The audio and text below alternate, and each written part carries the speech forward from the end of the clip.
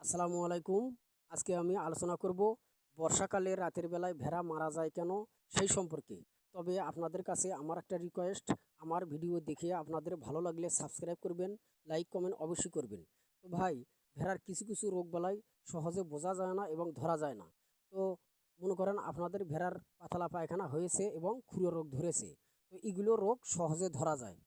আর যদি আপনাদের ভেড়ার জ্বর আসে, সেই জ্বরটি কিন্তু আপনারা সহজে বুঝতে পারবেন না। তো জ্বর আসে কিভাবে? মনে করেন এই বর্ষাকাল, বর্তমানে বর্ষাকাল, এই বর্ষাকালে যদি নাগারি ১ সপ্তাহ বা ৫-৬ দিন যদি বৃষ্টিতে ভিজে যায় এবং শরীর ভেজা থাকে, তাহলে আপনাদের ভেড়ার জ্বর আসবে। তো ভেড়ার কিন্তু জ্বর আসলেও খাওয়া-দাওয়া এবং চলাফেরা পুরোদমে ঠিকভাবে করে। তো ভেড়ার তুলনায় ছাগল যদি ১০৫ বা ১০৬ যদি হয়, যদি জ্বর ওঠে, তাহলে কিন্তু ছাগলের খাওয়া-দাওয়া এবং চলাফেরা বন্ধ হয়ে যাবে। তো ভেড়ার ক্ষেত্রে সেরকম নয়। তো এই কারণে আ আপনারা যদি সুস্থ ভেড়া সন্ধ্যের আগে ঘরে তুলে রাখেন, সকালবেলা উঠে দেখেন যে আপনাদের ভেড়া মারা গিয়েছে।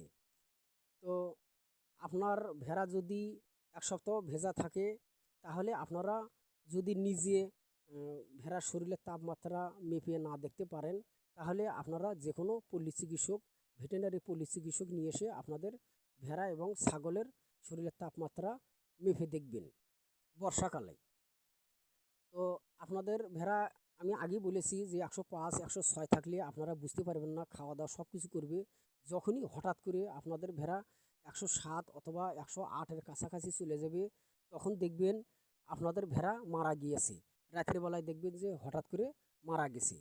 তো এই কারণে অনেক ভাইয়েরা বলে যে, সুস্থ ভেড়া আমি ঘরে তুলে রাখলাম, সকালবেলা উঠে দেখি আমার ভেড়া মারা গিয়েছে। তো কোনো রোগবালাই কি হয়েছে না হয়েছে আমি বুঝতে পারলাম না। তো ভাই, আপনাদের ভেড়া জ্বর এসেছিল, হয়তো আপনারা বুঝতে পারেন নাই। তো জ্বরের কারণে কিন্তু ভেড়া মারা যায়। তবে ভেড়ার যদি রোগবালাই হয়, ভেড়ার শরীরে যতক্ষণ পর্যন্ত শক্তি এবং চলাফেরা করতে পারে ততক্ষণ পর্যন্ত কিন্তু ভেড়া ঘাস খায়। এই কারণে বোঝা যায় না যে ভেড়ার রোগবালাই হয়েছে এবং জ্বর ধরেছে। তো ভেড়ার কিন্তু রোগবালাই কম। তো যদি ধরে তাহলে কিন্তু সহজে সারে না এবং ভালো হতে চায় না। এই কারণে খুবই গুরুত্বপূর্ণ, খুবই গুরুত্ব দিয়ে ভেড়ার চিকিৎসা করতে হয় যতক্ষণ পর্যন্ত ভেড়া সুস্থ হয়নি।